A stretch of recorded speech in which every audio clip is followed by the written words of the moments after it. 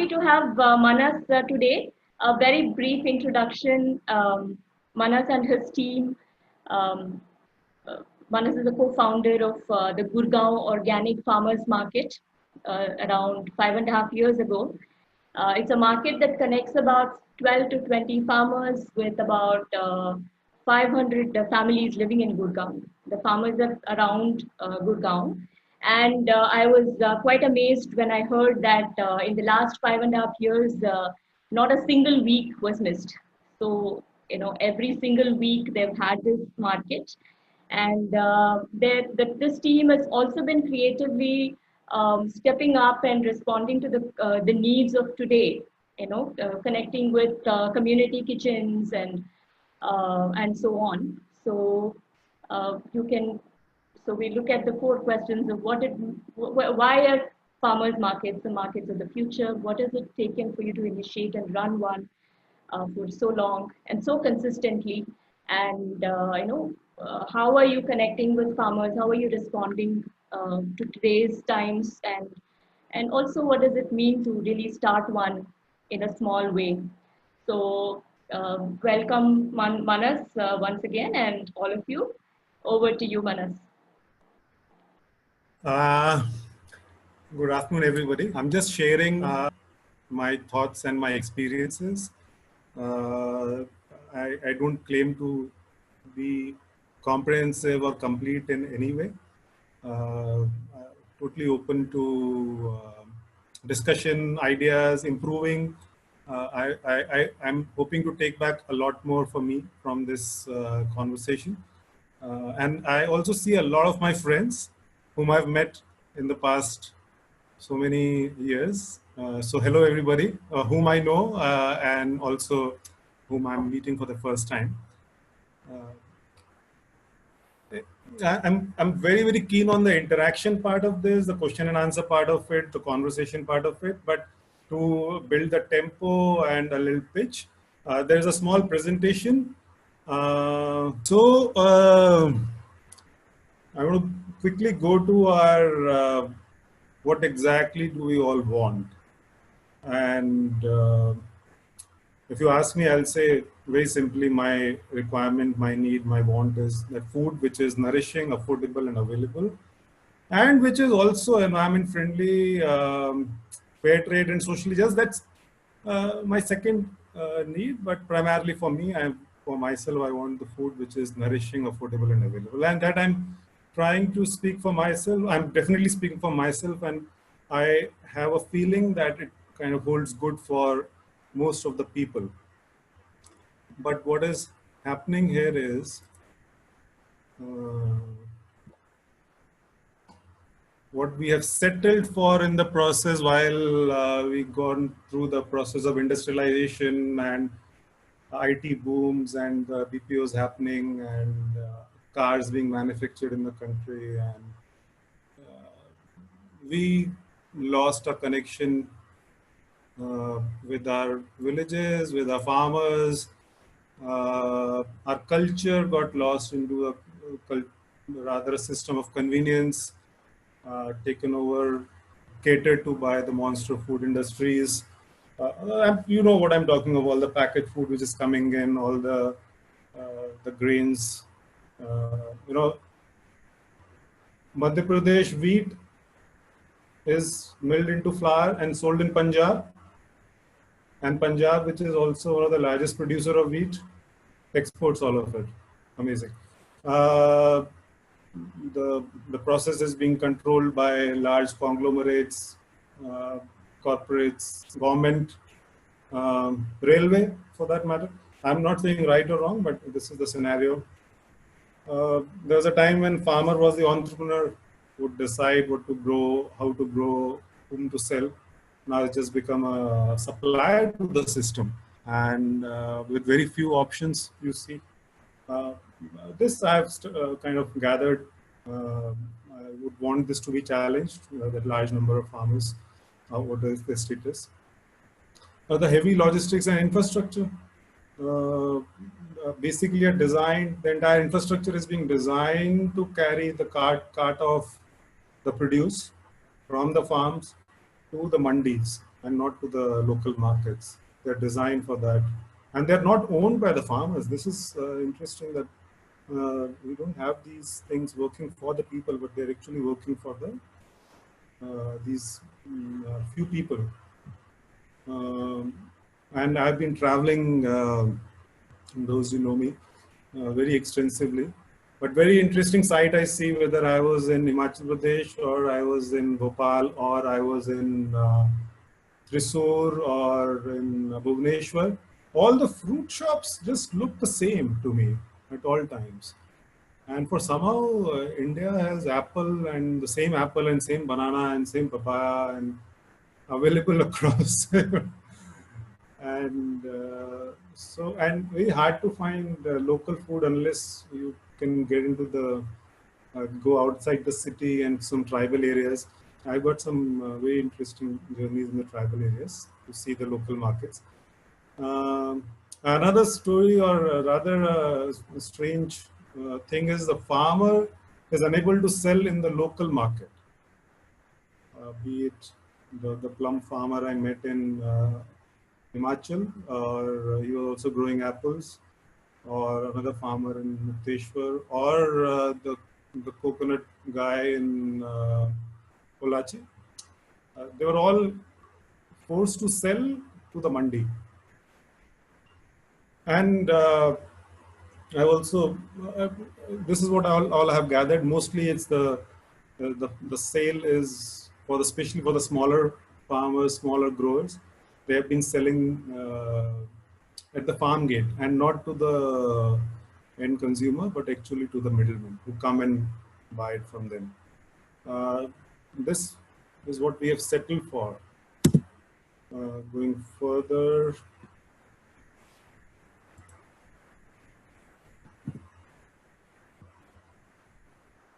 Uh, so it's our convenience which has become our problem. I'm calling it a problem. For you can define it differently. Maybe it's not a problem for different people, but for me, it was a problem, and for the people I interacted with. So going back to the original slide of what do we require, what do we want? So the point was we need nourishment and health, and which comes from the nutrition dense and poison free food. Yeah, that's. I would like to eat food which is good, high in nutrition, and is not covered with pesticides. I would want it to be affordable, not just for me. Maybe I'm rather entitled, not very, but there are a whole lot of people who don't have so many means. So it's nice to buy directly without any middlemen. If there is less wastage, that will affect the price in a better way. If it's for availability, I would want it to be close to me. It should be accessible to me. And if it's on a farm, nothing like it, or if the farmer can bring it to me to a central place, works best. I mean, for that, if the farmer has access to the local market. And for the environment friendly, which is my wish list, is packaging is unnecessary unless until I have to buy it from the shelf. I don't care about storage. If it's coming fresh to me, it adds to the nourishment and nutrition also. And if it can be avoided, why not? Miles also doesn't affect me, but ask me, I'll prefer least miles. And industrial inputs in farming, I doubt if they add any value to the nourishment. They only add to the cost and to the shelf life of the product. And yeah, I would like it to be fair trade and socially just. To that, I can contribute and participate via a mutual price discovery with the farmer. We can work it out. I can know what are the problems or what are the challenges the farmer is facing, and I can agree to pay a certain price. Same goes for that. And it's a good feeling for me if whatever I'm doing is helping the producer or anybody who's facilitating this food for me. I feel good, and I will feel good if the other person also feels good. No harm in that. My favorite quote for the past couple of years, ideas. We can't solve problems by using the same kind of thinking we used when we created them. And the problem, we have seen what we have created. We have distanced ourselves from the food or the produce which we need for our nourishment, for our survival, for our good living. And what has done that? Are we going to use the same method, same thinking to solve it? I doubt, because that doesn't work. Uh, there are many names to that. Every time, for example, scalability is a favorite term. Monetization, profits, profitability, uh, value creation. What are these interesting terms which are favorite of our generation, Y generation? So I doubt if that those thoughts created the problem. I am not sure whether they can actually help solve this problem. So, working on this around 6 years back, there's one thought which came to a group of us in Gurgaon. That was, the problem was same: how do we get nourishing, healthy food, nourishing food for us in a city like Gurgaon, which had no access to clean food. We are all surrounded by factory food, supermarkets, and all that. And this was something which came out as a part of that discussion. And we also discovered during this time that how across the city, across the, not across the city, across the country, in various places, which I soon discovered, something in Hyderabad, in Chennai, in Tiruvannamalai, and then later, Rajiv Ji is also here. Later, we saw that thing happening in Punjab, in various markets, and I believe now a lot of them have come up in some in places like Indore, Bhubaneswar, and yeah, of course, the Mumbai markets.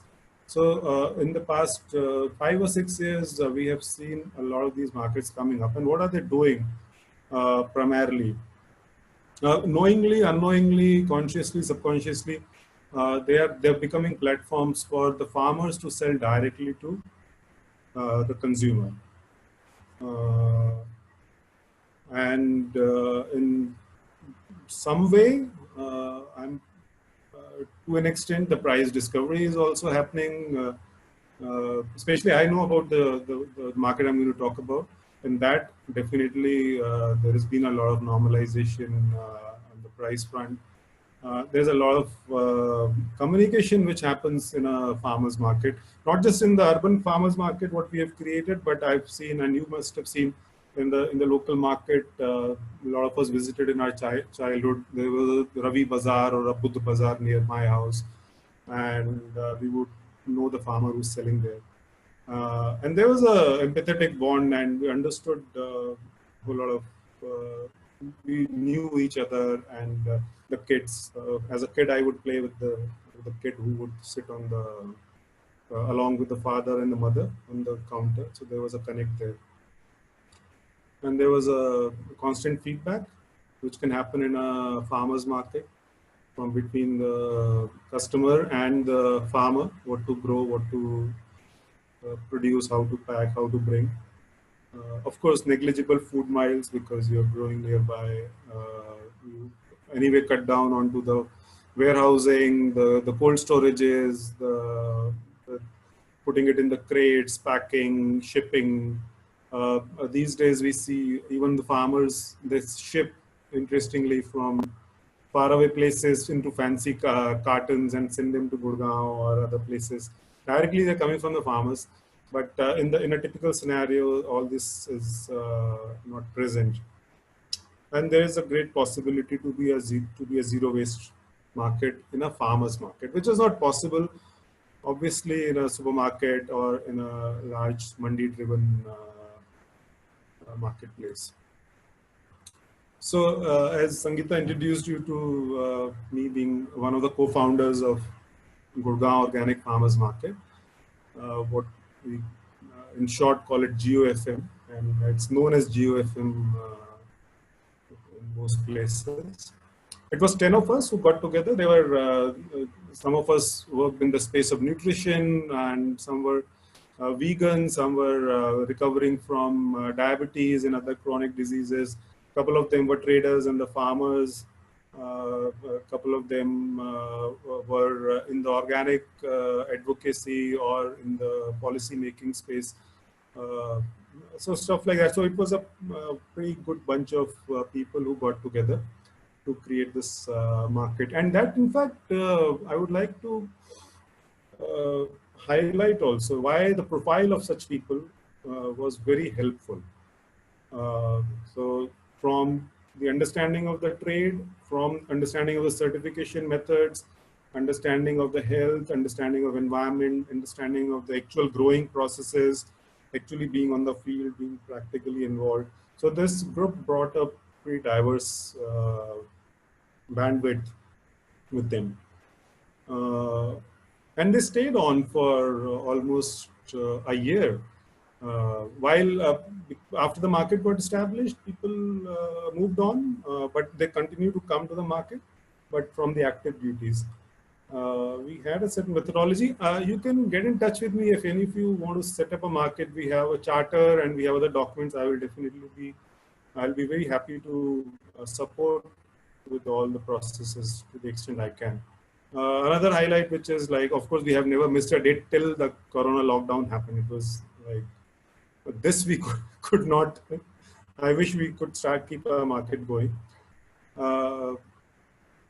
In this market, which is an organic farmers market, doesn't mean that a person has to be certified or uncertified. We have rejected certified farmers and we have engaged uncertified farmers, because everybody goes through a very thorough re-verification process, interview process, which also includes visiting the farms.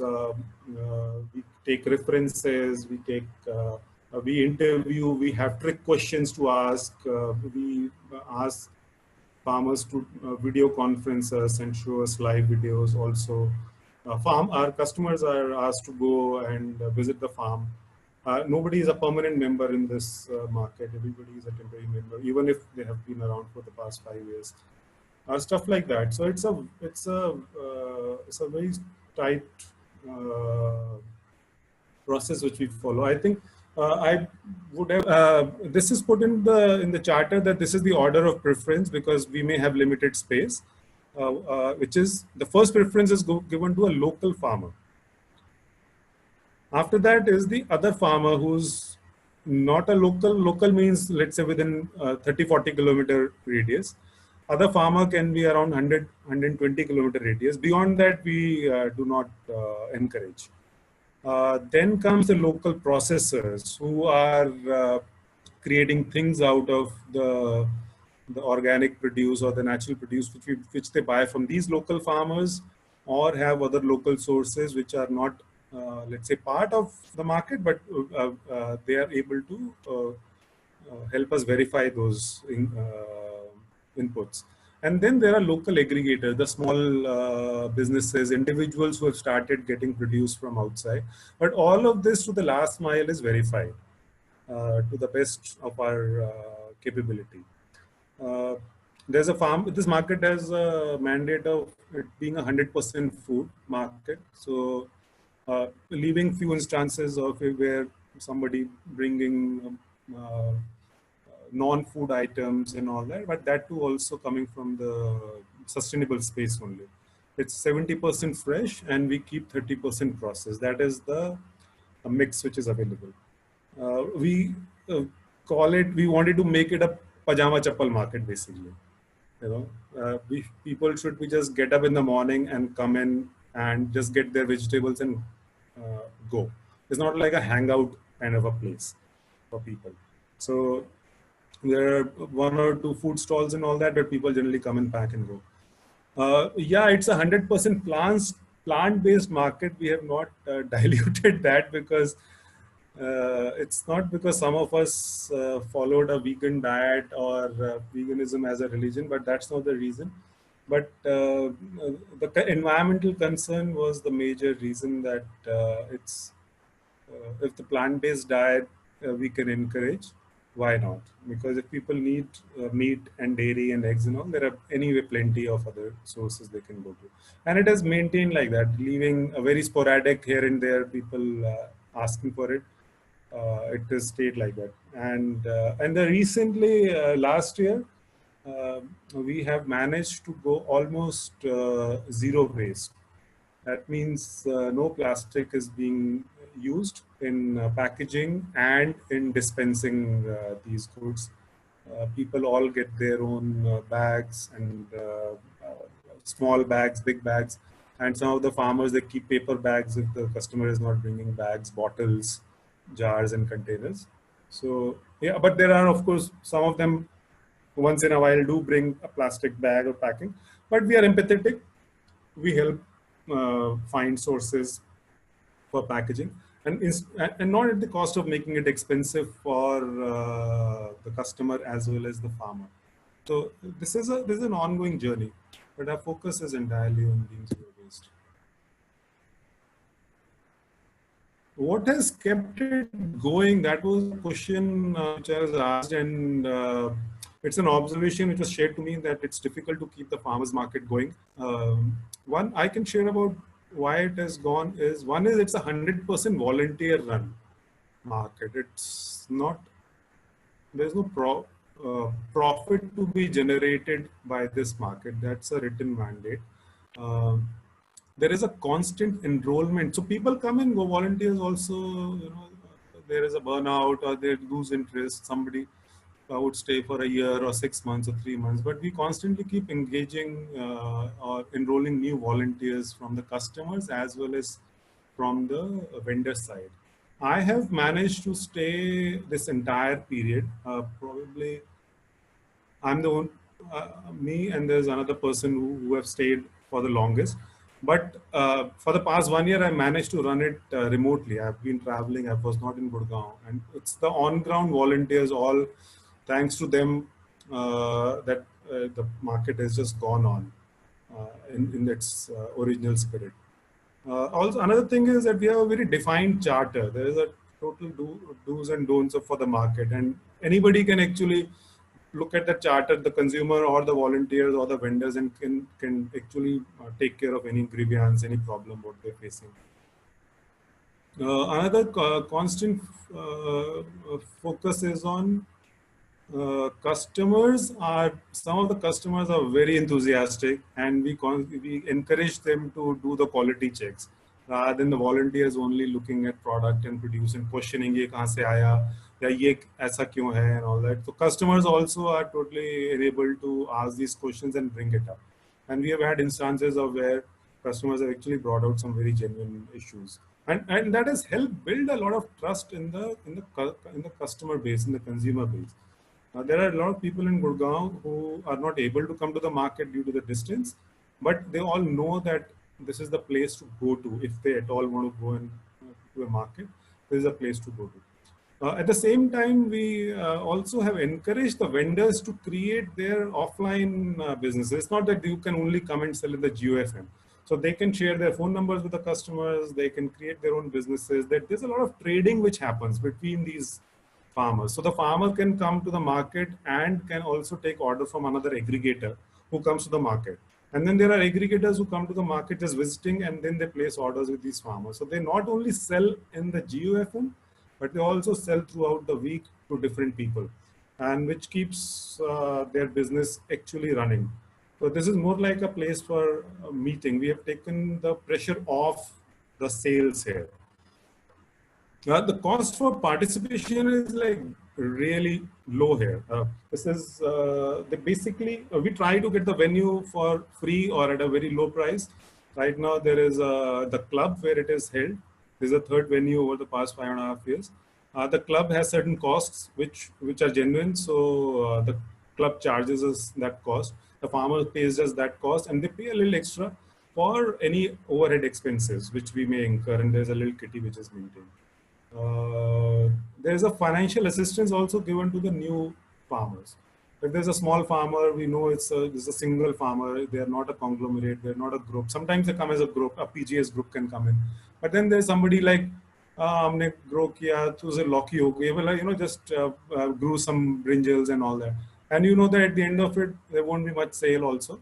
So to help these farmers to the limit they need, we give them tables for free, or charge no fee for a fixed period, or only charge a part of the fee until the time they stabilize. So that's way one of the things. Uh, in when it comes to the matter, let's say the farmer has potatoes and the aggregator also has potatoes, and if there's too many potatoes in the market, so we actually tell the aggregator not to bring potatoes. We actually had a situation like this recently, where there were too many greens which the farmers were getting and the aggregator was also getting, and aggregators then agreed to kind of this is actually written down in the charter that if it comes to like this. So these are the certain things which we have worked into the model, and yeah. The kind of numbers which this market has been doing on an average, there's a 3-hour market every Sunday, and the average turnover is around 2 to 3 lakhs rupees, which exchanges hand. And from the smallest uh, farmer to some large aggregators, but approximate turnover per table or per vendor is 8,000 to 40,000 rupees in those 3 hours. And this is besides whatever the business they're able to create for the rest of the week. On the pictures, you can see some of the, on the top, there are farmers and the volunteers at the bottom also. We keep doing these seminars with the farmers and volunteers where we educate them.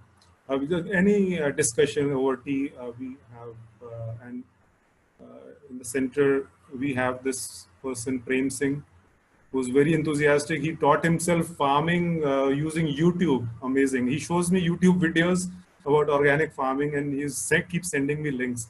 And he's amazing. Like not just him, but I will say everybody's like that. But just an interesting thing. And then the corona outbreak happened, and the GFM stopped. And it was around the 22nd of March. We had the lockdown announced in the city, and on 29th of March we managed to put together an online portal with complete with the payment gateway facility to pay. But what we did was, this was only made available to the farmers, the local farmers.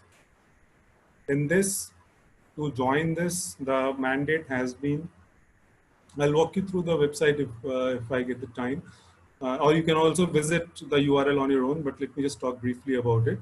Is that one is that the focus is moving from doing a la carte shopping and buying exotic vegetables to the needful one. And second is to be able to help the local produce move rather than getting stuck at the farm. Because this was kind of fag end of winters, we still had greens and some root vegetables coming in and all, but they were not able to sell those.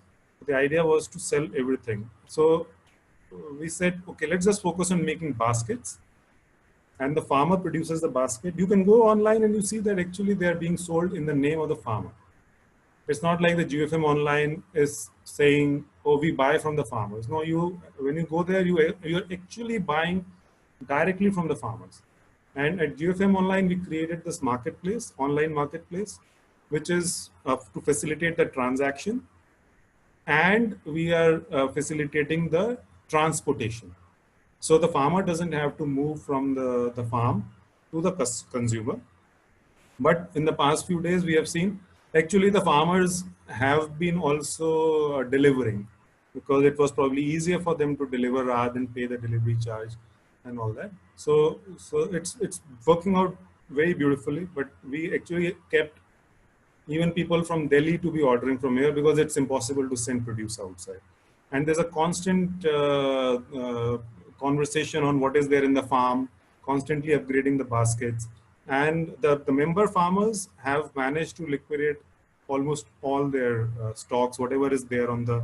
So they're basically, there's nothing, of course, in the warehouse, and they actually harvest in the morning, and they by the afternoon or by the evening, they're able to deliver to the customer in the form of a basket. In fact, the prices of these baskets, they are all decided by the farmers, and I think the average price is actually less than their counter sales. So this is how it's working out. So at the end, the customer who's locked down in the house, cannot step out, is getting a very, very fair deal by produce at a cheaper price. At the same time, just paying for the delivery charges, which they anyway would have paid, taking the car out or taking an auto to the market. They would have paid spent 60, 70, 100 rupees kind of a thing. So this is what they're paying for home deliveries. So this is where it is. It's an evolving model. Some of these farmers think that we should continue with this along with the market. We'll see. We'll cross the bridge when it comes. Right now, we are dealing with the lockdown situation.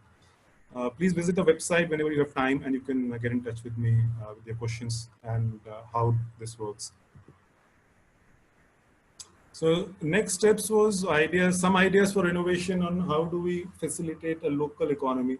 Now, the farmers market, of course, is a great symbol of a local economic system.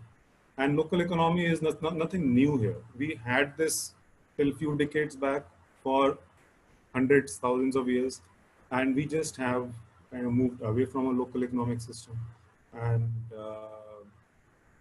not everywhere also. If you go deep inside, or you go to the tribal areas, most of them are still maintaining a large degree, or in the semi-urban spaces, villages, there is still some local economic systems which exist.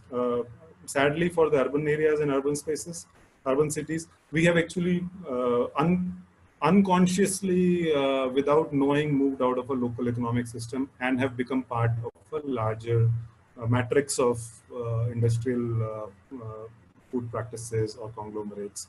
Whether even if it's a nimbu which we are buying, or even a brinjal which we are buying, I don't even know whether it has traveled just 5 kilometers or 1500 kilometers. For example, in summers we are getting cauliflower in Delhi, and winters we are getting bindi in Delhi. Some of it travels from Himachal Pradesh, and some of this is coming from places like Ooty, Kodaikanal, Bangalore, West Bengal. So all this is happening now.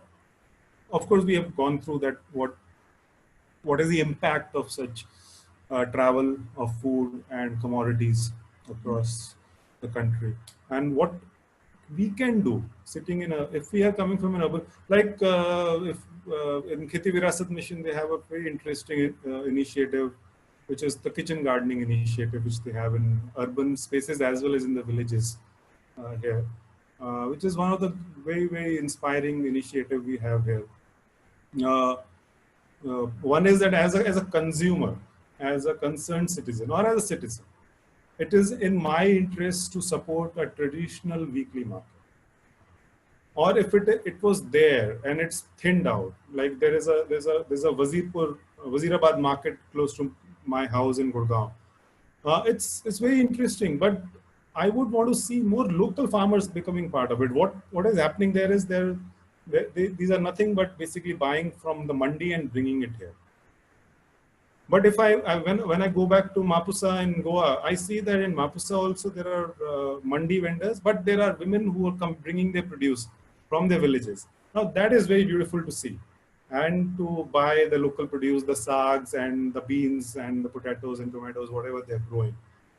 Very, very interesting to see that market. So these are still alive. As a concerned citizen, we can help build the urban community markets like Gurgaon Organic Farmers Market, or the Bandra Market, or the Earth Keepers Market in Goa, stuff like that. This is a community citizen. If we don't do it, of course, we are kind of resigning to our fate of eating whatever is put into our basket. Creating local online market, this is something which I'm putting it up now is after the success of GFM Online, which has seen almost 100 odd customers placing orders in the past 15, 20 days, uh, which is fantastic also. They're moving. So local online markets is a great idea, but as long as they stay local. Idea is not to, well, I would, if you ask me, I will not be in the boat which is going to start facilitating again the trade, but uh, uh, kind of sold via online portal. You know? So there are a lot of very beautiful websites which sell online organic produce, natural produce, organic, whatever, sustainable produce. But they lose out on the fact that that sustainable bamboo toothbrush has actually traveled 2,000 kilometers from somewhere to come to me. And it has come wrapped in plastic or stuff like that. So ask me, I'll insist on creating a truly local online market. Of course, the turnover will not be high. You cannot scale it. You cannot make a lot of money on this. But the value can exist in various different forms, which is not tangible. Another idea is group purchase from farmers. There is a lady in Gurgaon I know. She's created a WhatsApp group in her cooperative society, and she's connected with the farmer group in Udaipur, and they make a collective group order, and for the grains and some oils and all that, which is not available locally. For the local produce, they come to the farmers market. For other things, they have directly connected with the farmer and making it viable for the farmer to send few quintals of stuff in a small vehicle or along with the transportation. Rather than making small, send me 1 kg of this and 5 kg of this, they make a group order, and which is made a very beautiful model. And they have integrated it with the farmers market and community work. And also now moving on to growing locally in the kitchen gardens or collective kitchen gardens. Another beautiful model to work on will be a consumer-supported agriculture. For example, there are models in, you can see in Auroville of CSA. In Gurgaon, we have 2 or 3 such models, consumer-supported agriculture. There's something called Kosara is there, then Adarsh Farm is there. Punjab has some very interesting CSA. I think they're sprouting, and there are quite a few models, but this is the way to go. And in the West, we have seen this has taken off much faster than any of these things. Consumer supported agriculture and creating local urban markets, which has been the way which we can look at in helping create those innovative methods, technologies, devices which are available and can be looked up, and these things. So move away from the factory system. Even if you're growing one chili in your balcony, that's a good sign. Even if there's little dhania growing, something sprouting in your kitchen, that's a good sign. Another interesting thing I recently observed in one of the school in Gurgaon, that they have started supporting another farmers market with the community of the parents and the children involved into that. That is a great idea to work with. Find out such institutions which can support these institutions at the farmers market. What has worked for GUFM is a constant farmer-consumer interaction and meetups, not only at the shop, at the counter, but outside the counter, which has been very interesting and insightful for us. Sangeeta, we are at the end of the slideshow. I'm going to stop share and coming to my favorite part. Thank you, Manas. That was pretty comprehensive. And we do have a lot of questions. So I guess I don't know if we can address all of them, but we'll make a beginning today, and maybe have, for those who want to pursue further, we can have another call. So I will share the questions. One is around the description of the farmers. Are they small, medium farmers, or landless, or do you have any criteria for the farmers?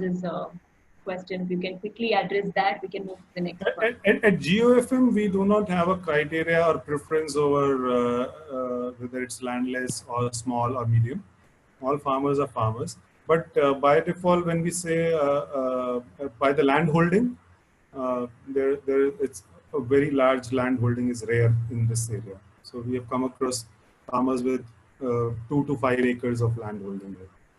So no, we don't have any discrepancy here or preference. Okay. There's another question which is about what do you do with unsold fresh vegetable stock?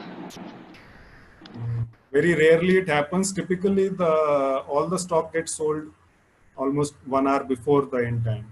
The market is from 7 to 10. By 9, mostly the farmers are done with their produce. Because very rarely it happens. And for very little which is left, they just give to each other. I've seen that happening a lot. That's like a total norm here at the GOFM. They just at the end of the market gifting to each other. Aap ye kha lo, wo kha lo, stuff.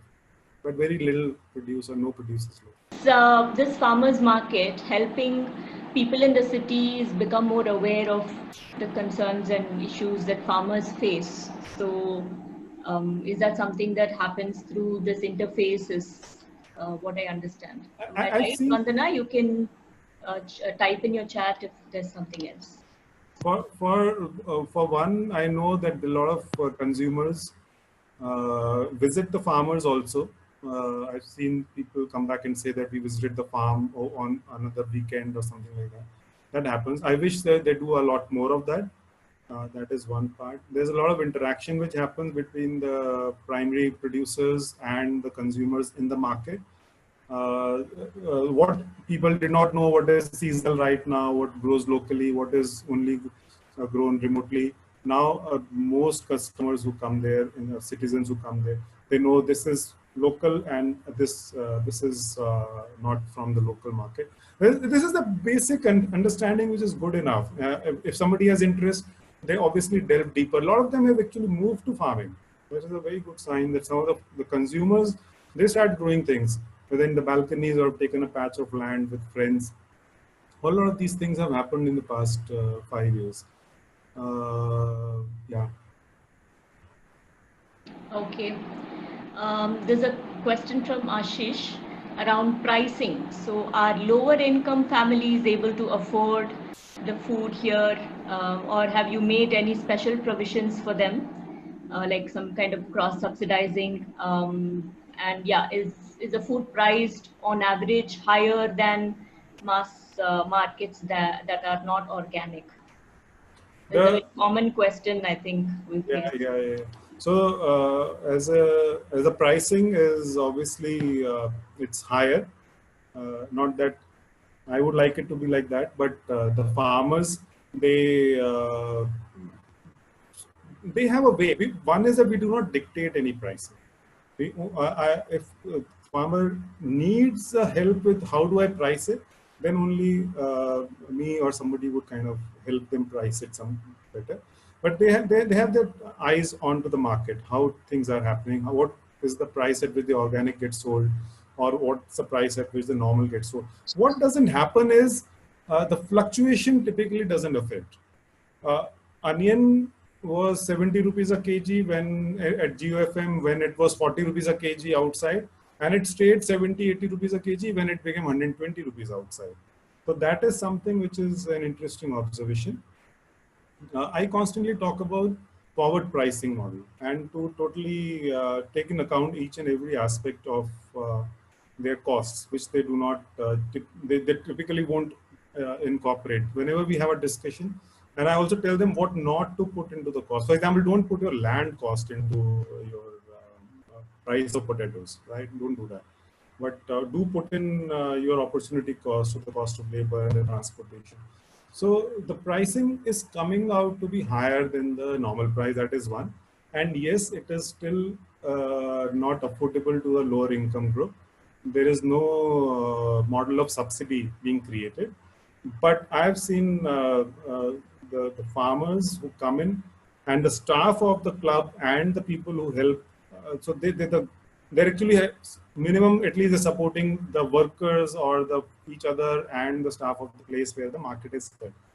So at that scale, at least that sounds like a decent humble step from that point. We Mr. have Agarwal. a question from Piuli, Yes. who's also part of the volunteer group running a farmers market in Bhopal, which has started just a year ago. And this is based on their experience and challenges they face. So, in the past years, have you faced variation in the footfall of customers at the market, especially because it's weekly? If and when there has been a decrease in the footfall, how have the farmers reacted to this? And how have you managed to reach out and engage with more and more consumers in Gurgaon? This purely this was a concern in the beginning, but then over the past 5.5 years, we have also found the patterns around what time do we see a shortage in footfall on the consumer side, and what time there is a shortage of produce from the farmer side. It happens both sides actually. Uh, but now we have kind of figured it out, and the farmer also knows if it's around a holiday, a long weekend is happening, a political some activity is happening, so there will be a less footfall. Variation in weathers, all these. So they kind of started figuring it out on their own also now. And we also send out, if we have some sort of insight that there will be let's say on the election day, there was either on election day or 26th January or something. We figured that it will be more traffic happening rather than less. And actually that happened. So we have built that kind of insight over the past 5.5 years. But they're not hard to figure out. This happens. But what happens is, on the other side, accidentally, if it has happened, we can't predict all the time. And let's say our prediction is good for 50, 60, 70% time.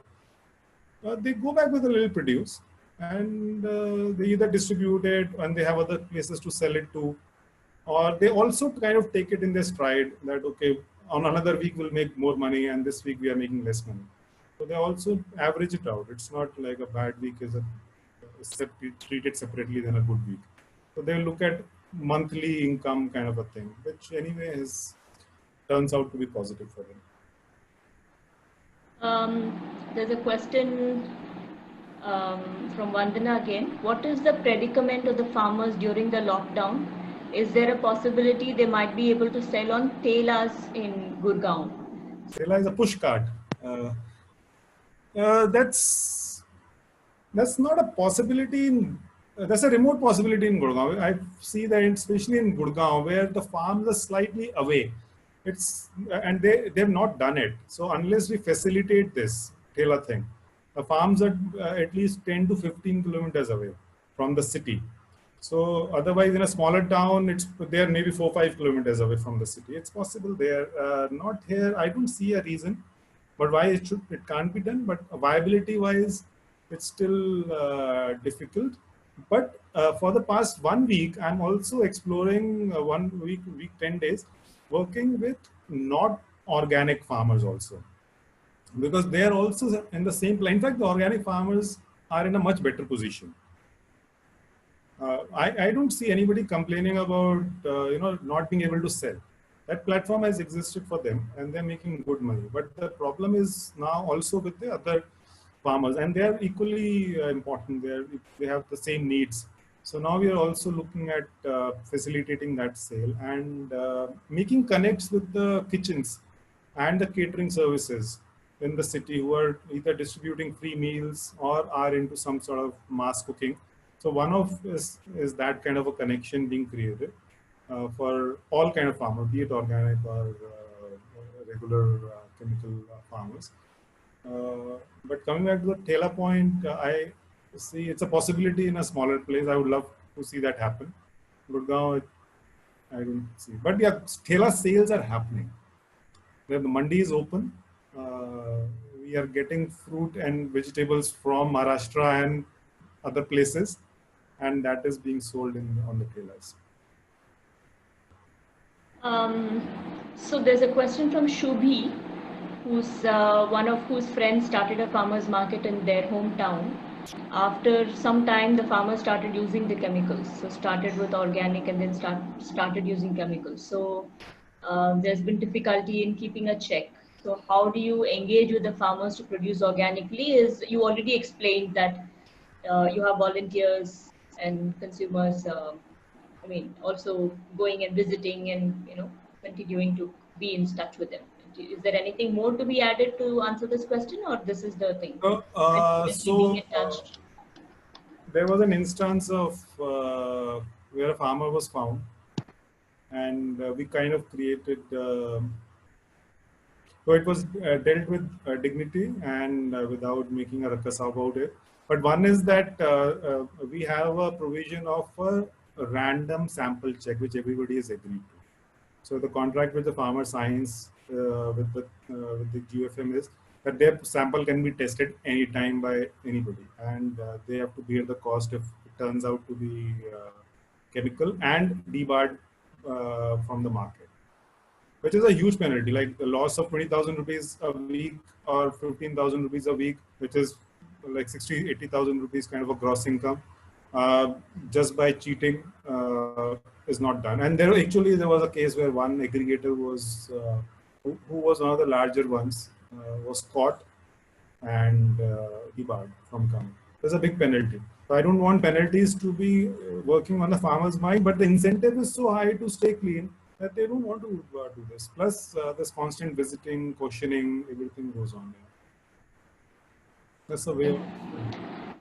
There's a question from Karthik, who's part of the participatory guarantee system. He is asking two questions.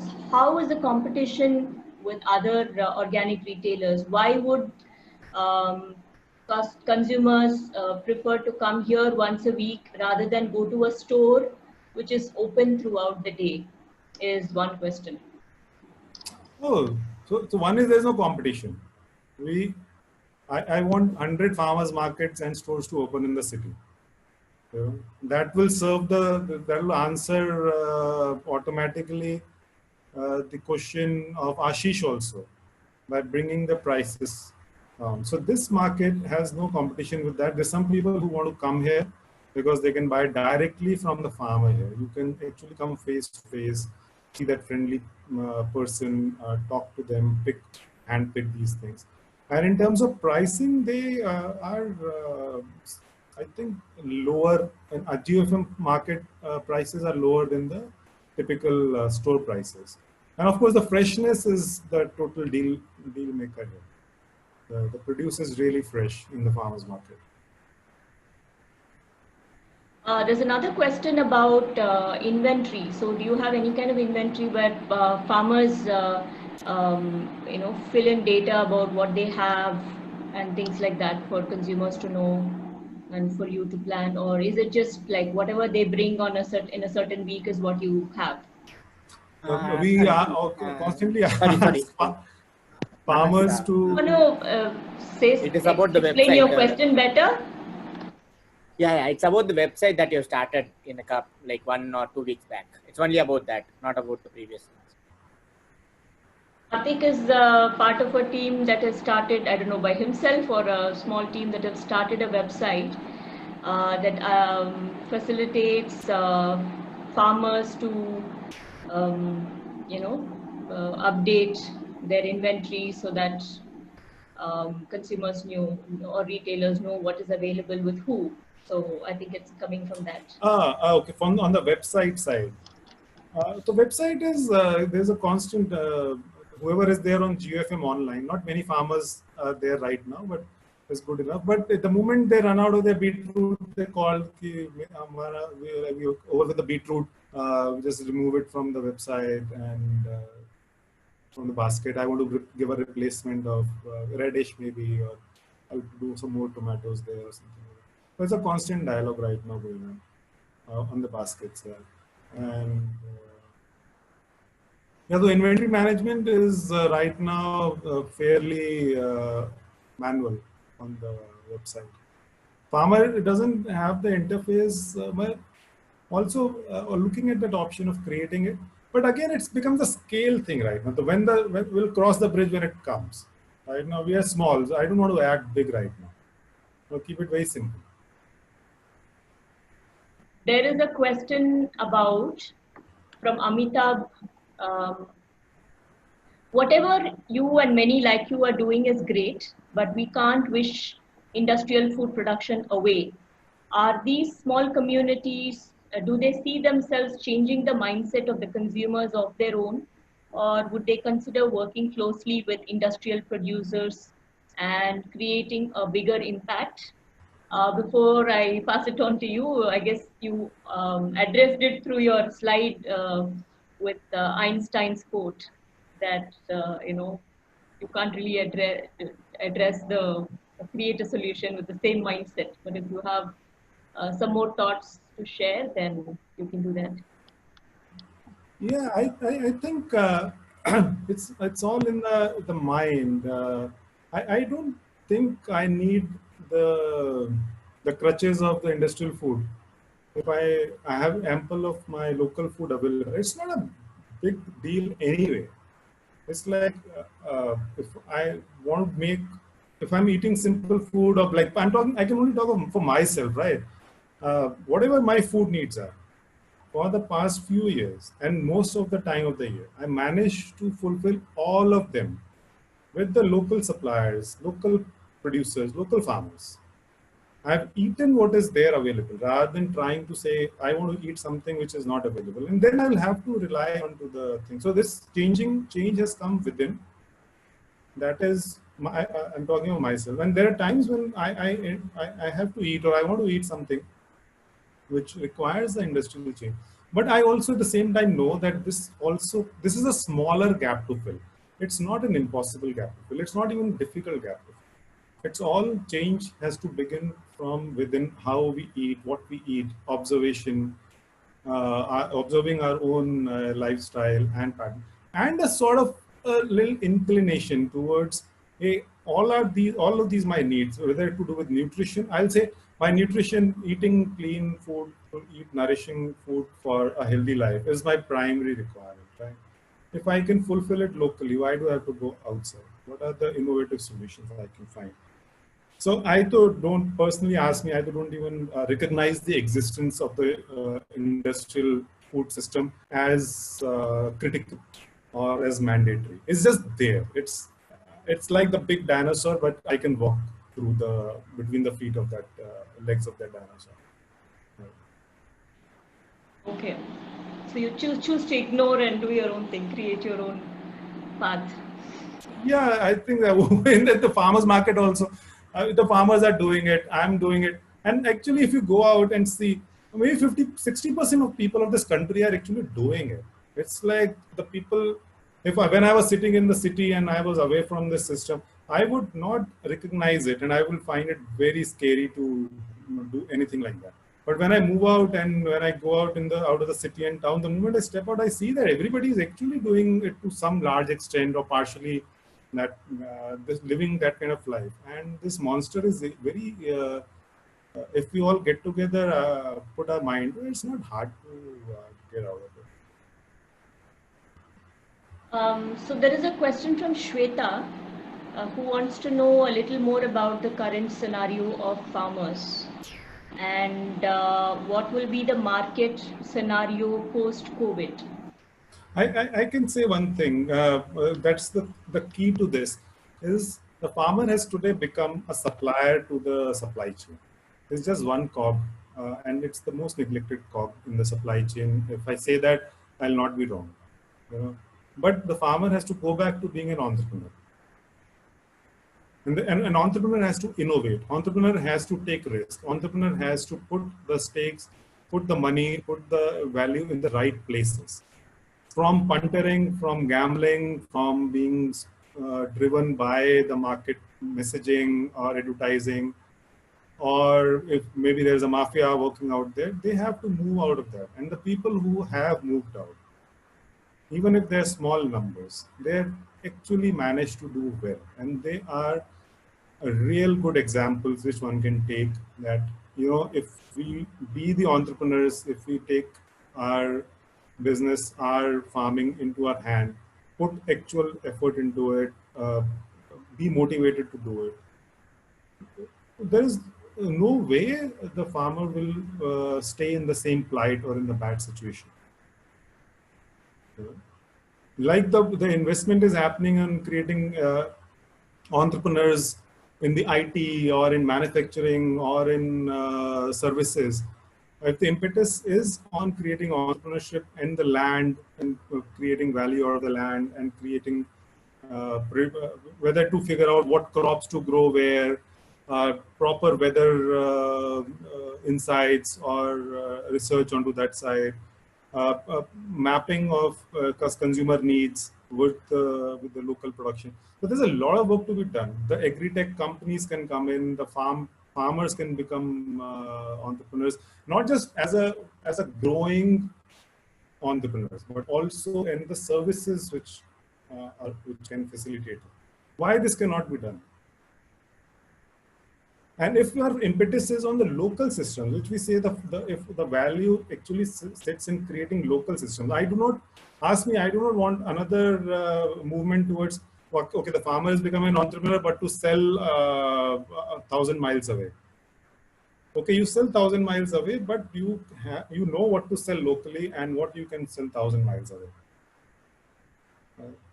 When we are actually, there's one small example I can close this question is, when we are sending out a truckload of bananas or brinjals or any fruit, fresh fruit coming from Maharashtra to Delhi, 1,500 kilometers, it's 90% water is being transported in that truck. All fruits and vegetables are 80 to 90, 95% water only. And what are we doing? We're just transporting water. Is the mining of the water from one farm and being sold here. It's like mining coal and putting it somewhere else. And we are paying the price for that. Why can't we do these things locally? Why can't local systems be created around? That's where the answer will lie. Creating local systems, local ecosystems, local consumer networks. The food cannot become a big industry. It has to stay small. That's my way of looking at food and farming. From that, it's a question from me and also connected to what Ashish is asking about scale.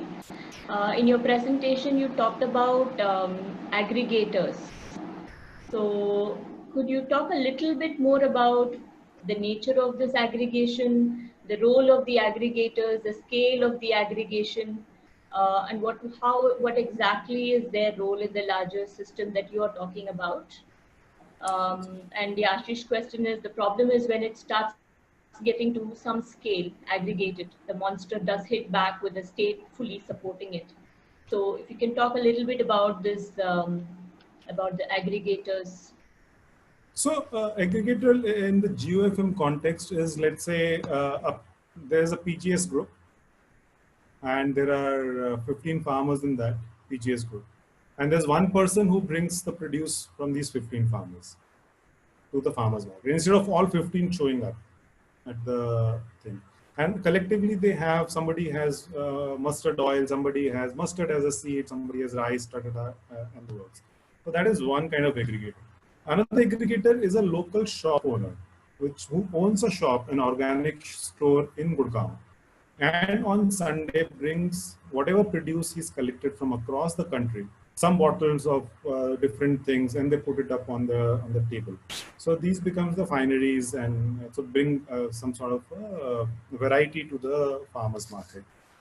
This is one. And then there is one particular aggregator who's been around and has been aggregating exotic vegetables and fruits largely from around the country, because they have created an infrastructure. Now, Gurgaon being a market for these things, despite, let's say, personally, I may have a reservation against having such a display.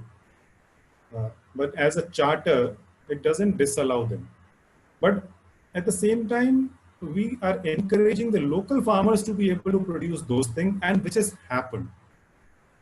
The lot of salad greens and the herbs and the bell peppers and stuff which were not being grown locally 5 years back are almost 80-90%. They have now started being grown with the local farmers.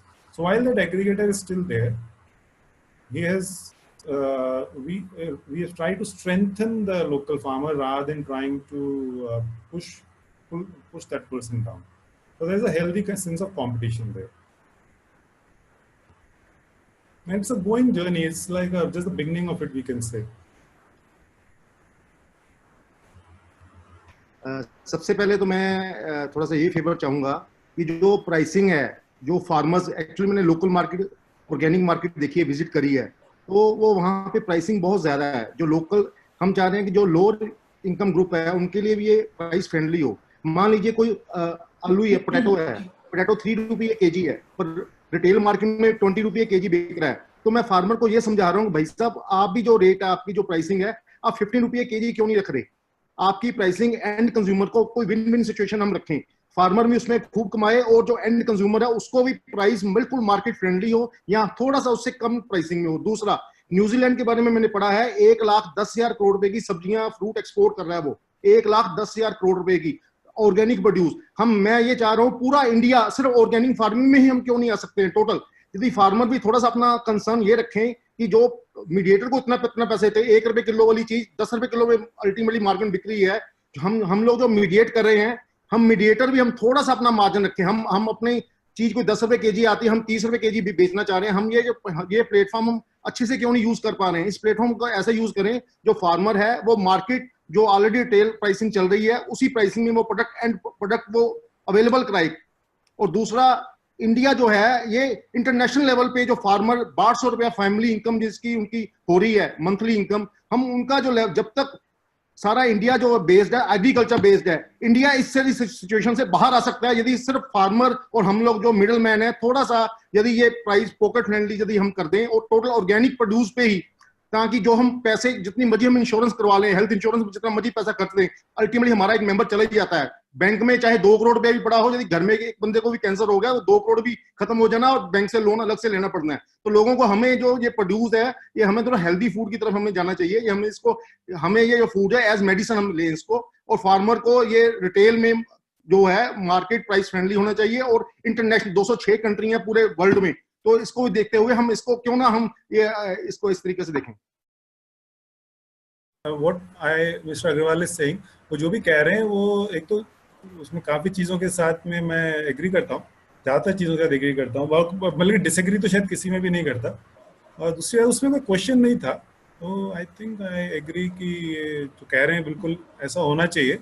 और जहाँ तक थोड़ा सा difference है वो तो detail में जाना होता है. प्राइस डिस्कवरी जो है या प्राइसिंग जो है वो उसमें should be take the market, the mandi price as a benchmark, whether it's a good practice, because it has many factors affecting why potato is 3 rupees in bulk and 15 rupees and at the dealer side and 30 rupees. These are very different things.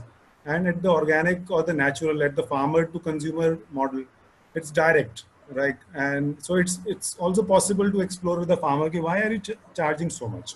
Yes. The farmer can simply say, see, I have 3 kids, they have to go to the school, I have got the expenses of 20,000 rupees a month, and if I don't sell produce, and this is my input cost and this is what I'm selling, so I just need a difference of 20,000 rupees, and I only sell 500 kgs a month or 1,000 kgs a month. That unit cost has to be divided.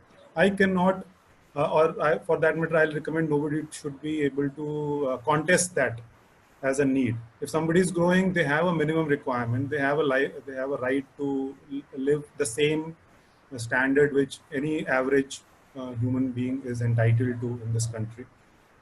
And if they're trying to do it, so this is one of the models of price discovery also. You know, if I'm only growing 1 kg of something, 1 kg of potato, and if my need is 20,000 rupees, I should be selling it at 20,050 rupees per kg. And now if there's no customer to that, that's a different thing. So these are interesting things, but I think it's not in the scope of, but it's a very important thing to talk on the pricing side. And comes the export part of it, I'll say first feed the country. You know, that we have enough customers inside. You know, what New Zealand is exporting, all of it we bring in, we still have the requirements of whatever, all farmers can become organic and still be feeding India only. And for me, I'll put a little Krantikari vichar here, that only produce what you require. Don't try to sell extra. You know, you can sell services, you can sell software, you can sell mobile phones, whatever. You can return land to forests. You can return land to the rivers. You can do that. Don't exploit the land. It's just because it's there. Let's not do it.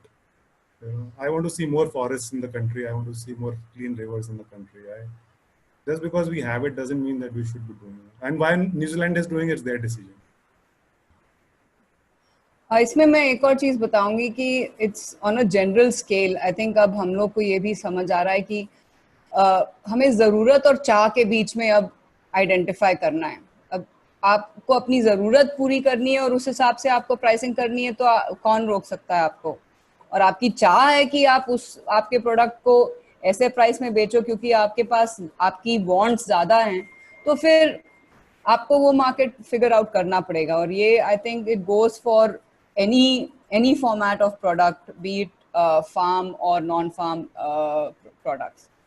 तो ये एक, जैसे मनस ने भी बोला कि एक relationship जो होते हैं, जो हम as moderators or as facilitators do with our farmers, उस रिलेशनशिप पे भी डिपेंड करता है कि आपकी प्राइसिंग और आपकी मार्केट कैसे आपके साथ बिहेव करेगी along with the consumer.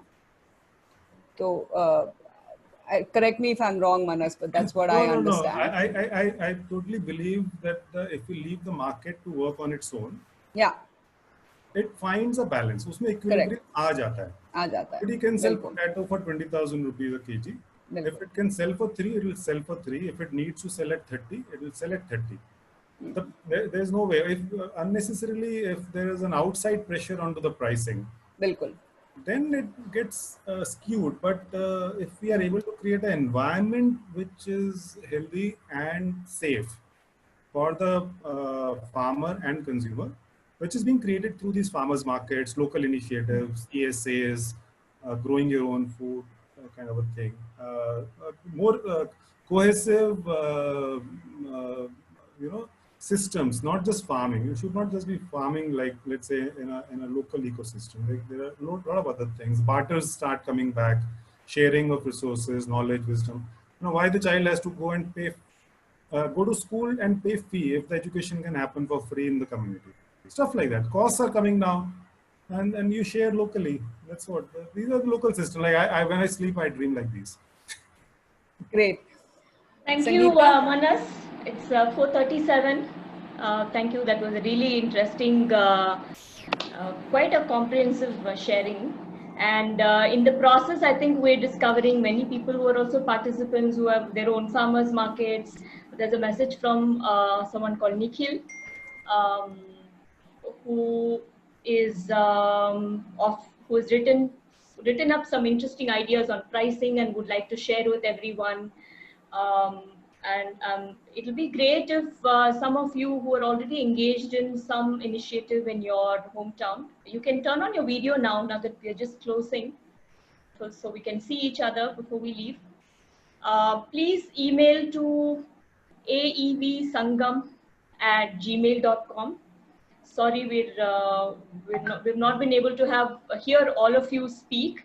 And if you would also like to share about your initiative, about something that you are doing that you think is relevant for our times, one of us is happy to get on a call with you to understand the nature of your work, and we can see if we can feature it also in some forum, either on our website in a written format where we have a collection of stories, as a call, where you can share in person, so we can see the format of sharing. But please share your stories with us.